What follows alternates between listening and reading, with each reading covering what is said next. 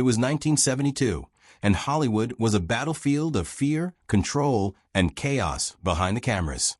At the heart of this storm stood one man, Francis Ford Coppola, a young director with everything to lose, and no one to shield him from a studio eager for his downfall.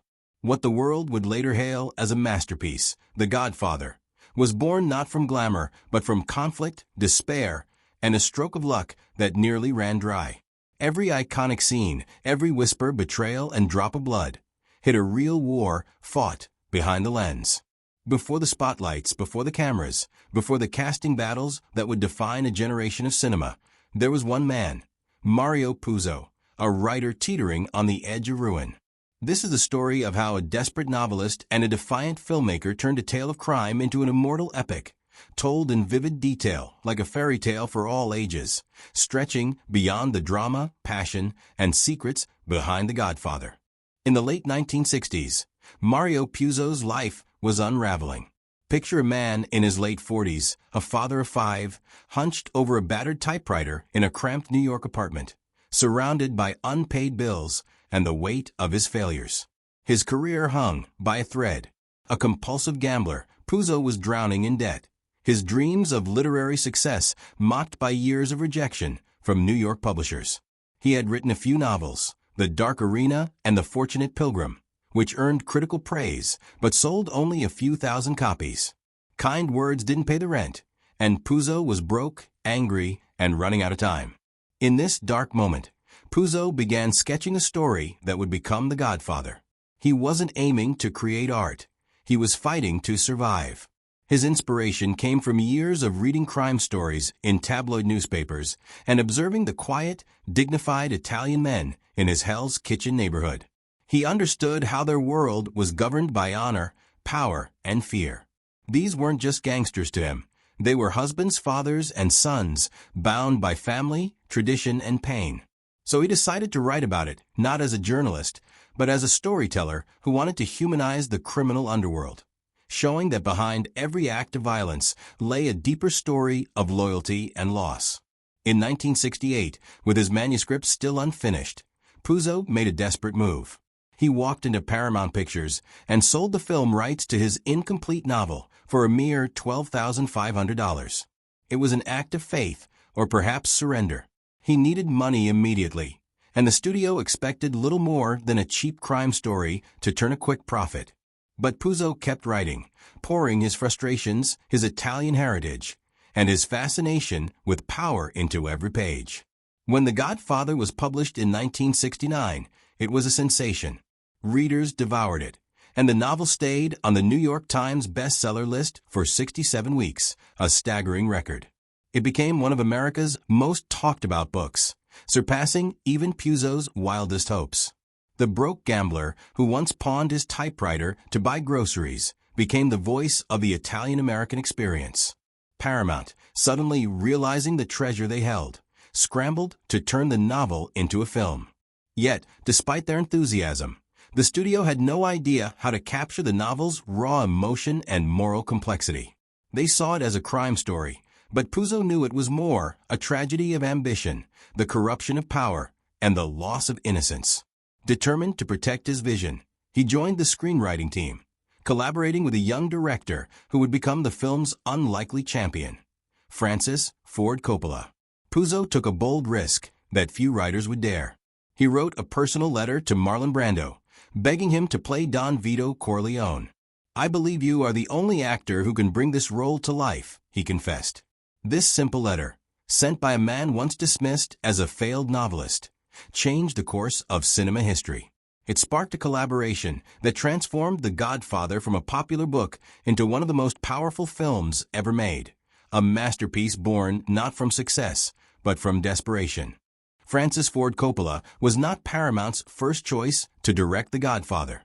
He wasn't even in their top 5. The studio initially approached directors like Sergio Leone, Peter Bogdanovich, Arthur Penn, and Elia Kazan, all of whom declined. Leone was busy with Once Upon a Time in America, while Penn wanted nothing to do with organized crime. Desperate, Paramount turned to Coppola, a 33-year-old filmmaker with no major hits, a recent flop in The Rain People, and personal financial struggles. His advantages? He was Italian-American and inexpensive. What the studio didn't anticipate was that this stubborn young director would challenge their every decision. From day one, Paramount doubted him. They found his vision too dark, too slow, too costly. They even secretly contacted Elia Kazan again as a backup in case Coppola failed. But Coppola refused to back down, driven by the same forces that animated his story, loyalty and family. He fought to make The Godfather more than a gangster flick. The studio wanted a fast-paced crime movie set in modern 1970s New York, cheap to shoot and easy to sell. Coppola saw a grand family tragedy set in the 1940s, where crime was a language of survival. The studio called his vision madness, demanding the film be updated to the 1970s to save on period costumes and cars. They wanted disco lights, not vintage Cadillacs. But Coppola stood firm. "This isn't a gangster film," he told them. "It's a story of family, power, and the American dream." The clashes were relentless. Paramount sent spies to the set to monitor him, and Coppola later admitted he went home each night expecting a pink slip. Yet, this paranoia became his armor. He wore a t-shirt emblazoned with paranoia under his clothes, not a joke, but a survival strategy. In Hollywood, as in the mafia, betrayal was always a heartbeat away. When Coppola insisted on casting Marlon Brando as Don Vito Corleone, Paramount executives erupted in fury. They called Brando box office poison. His recent films, One-Eye Jacks, Mutiny on the Bounty, and Burn, had flopped. Known for being difficult, unpredictable, and nearly unemployable, Brando was a risk no one wanted to take. Stanley Jaffe, Paramount's president, declared, "As long as I'm here, Marlon Brando will not be in this picture." But Coppola wouldn't budge. He organized a secret screen test at Brando's Beverly Hills home. Early one morning, Brando slicked his hair with shoe polish, stuffed his cheeks with tissue paper, and transformed into an aging patriarch with a gravelly voice and a face etched with guilt.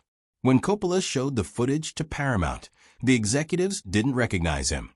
"Who's that old man?" one asked. When Coppola revealed it was Brando, the room froze.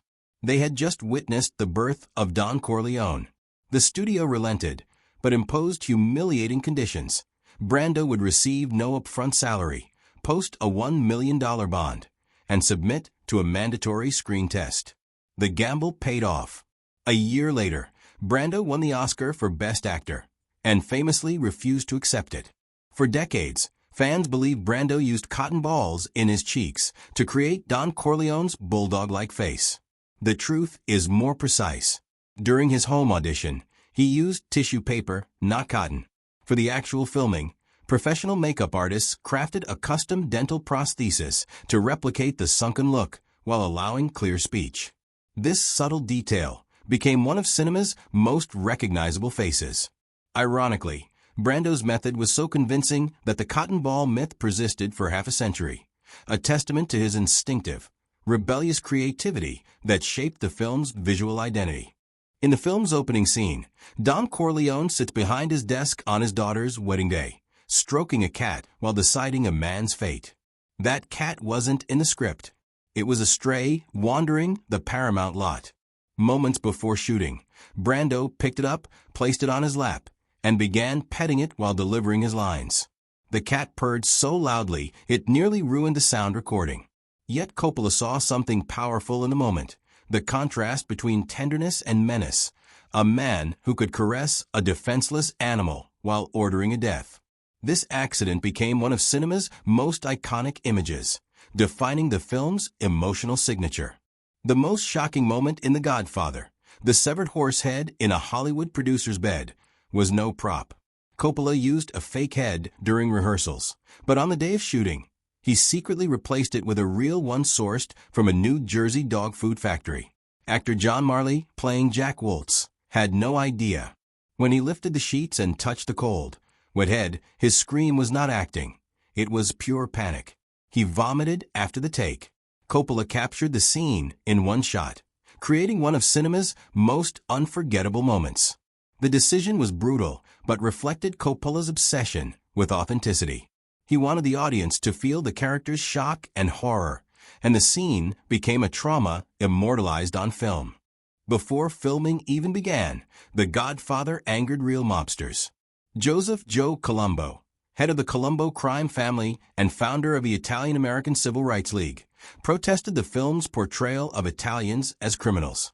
He threatened to halt production with union strikes and political pressure unless the words mafia and Cosa Nostra were removed from the script. Paramount producer Al Ruddy met Colombo in secret, promising to cut the terms and donate part of the profits to an Italian-American hospital. The deal worked and protests ceased.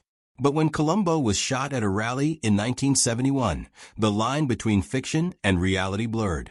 Suddenly, The Godfather wasn't just a film about the mafia. It became part of its history. Coppola believed the film needed to feel like a real family, not actors pretending to be one. Before shooting began, he organized a dinner at Patsy's restaurant in East Harlem. Everyone was there: Marlon Brando, Al Pacino, James Caan, Robert Duvall, Diane Keaton, and Talia Shire. They sat as their characters, eating spaghetti, arguing, improvising, and bonding. No cameras, no press, just food and conversation. By the end of the night, something extraordinary happened. They stopped being colleagues and started feeling like a family. This chemistry carried into every scene, making the affection, rivalry, and tension achingly real when the cameras rolled. In early 1971, just weeks into filming, Paramount executives panicked.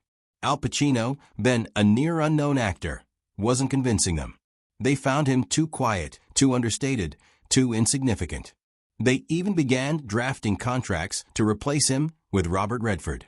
Coppola begged for one last chance, rearranging the shooting schedule to film the restaurant assassination scene immediately. It was a risky bet that could have ended both their careers. But when the cameras rolled, Pacino transformed. His hands trembled. His eyes flickered between fear and silent resolve before pulling the trigger. It was magnetic. At the screening, the executives sat stunned. They finally saw what Coppola had: a man sliding inexorably into darkness. That scene didn't just save Pacino. It defined Michael Corleone.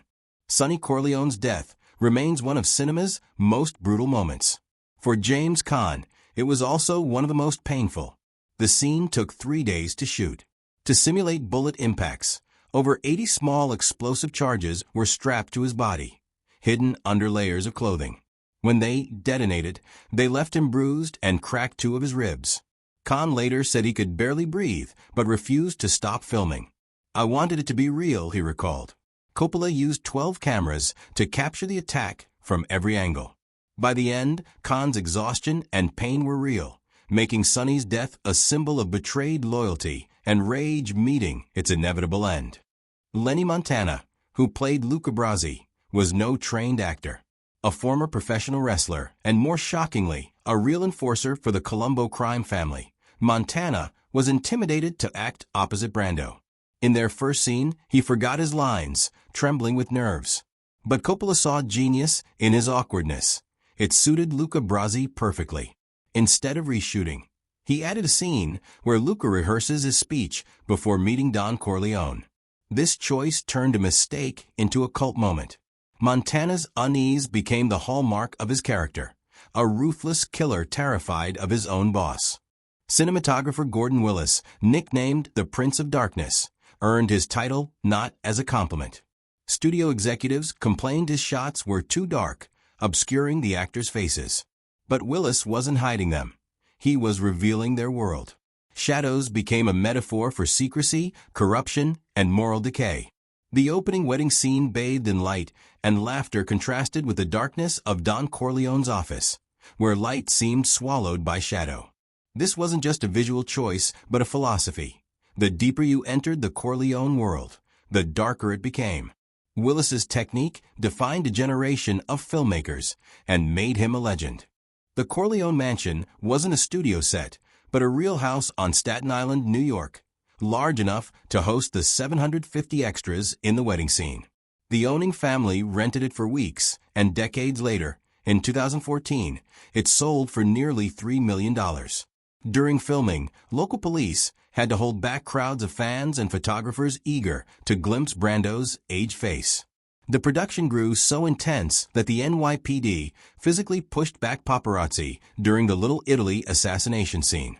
In Mario Puzo's novel, the story ends with Kay Adams, now Michael's wife, lighting a candle in church for her husband's soul, a peaceful, religious conclusion. But Coppola wanted something colder. He filmed Kay watching helplessly as Michael's men closed the office door in her face, hailing him as the new Don. That shutting door, cutting off her hope, love, and innocence, became one of cinema's most haunting endings. The camera lingered just long enough for the audience to see the truth. Michael Corleone had become exactly what he swore he'd never be. Some of the film's most famous lines were unscripted. "Leave the gun, take the cannoli," was improvised by Richard Castellano. James Caan spontaneously ad-libbed bada bing while explaining a murder. Even Brando's subtle gestures, petting the cat or adjusting his tie mid-threat, were improvised. Coppola encouraged this spontaneity, wanting life, not a stiff performance. It gave The Godfather a raw, unpredictable, deeply human texture. On March 27, 1973, when Marlon Brando won the Best Actor Oscar, the world expected a legendary speech. Instead, Sacheen Littlefeather, a young Apache activist, took the stage. She announced that Brando was refusing the award to protest Hollywood's treatment of Native Americans. The audience booed, though some applauded, and backstage, John Wayne had to be restrained from intervening. This act changed Oscar history, leading to a rule barring proxies from accepting or rejecting awards. When The Godfather Part II was released in 1974, it became the first sequel to win the Best Picture Oscar. Robert De Niro, playing young Vito Corleone, spoke almost entirely in Sicilian Italian, using only 7 English words. Coppola achieved the impossible. 2 films from one saga, both crowned Best Picture. But the triumph came at a cost. Coppola later admitted the pressure nearly broke him. He had waged a war to create beauty and never fully recovered.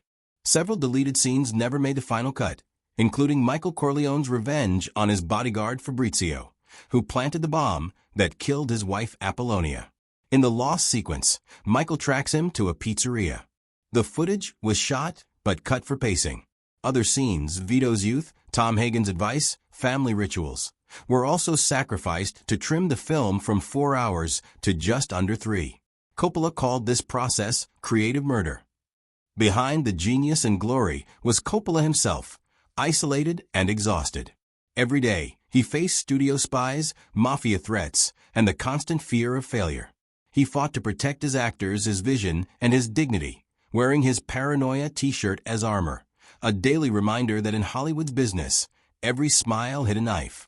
When The Godfather premiered in March 1972, it became, for a time, the highest-grossing film ever, redefining American cinema. But Coppola didn't celebrate. "I survived, that's all," he later said. Decades later, The Godfather remains the greatest portrait of power, loyalty, and loss ever captured on film, and it nearly destroyed everyone who created it.